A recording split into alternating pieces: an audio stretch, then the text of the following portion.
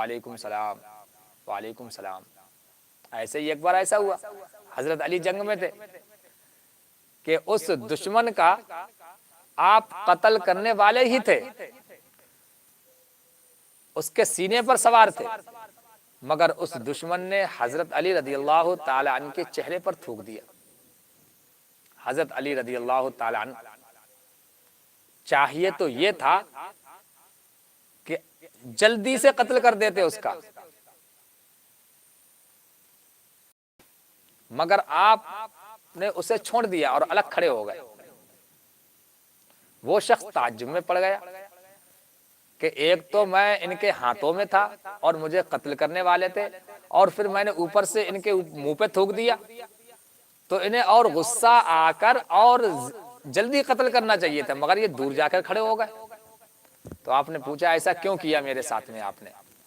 تو کہا کہ دیکھیے پہلے میں تم سے لڑ رہا تھا، وہ اپنی دین کی خاطر، اللہ کی خاطر لڑ رہا تھا۔ اس وقت اگر میں تمہیں قتل کرتا تو مجھے ثواب ملتا، اللہ کی رضا کے لیے ہوتا۔ اب جب تم نے میرے منہ پر تھوک دیا تو اس میں میری ذات بھی شامل ہو گئی، یعنی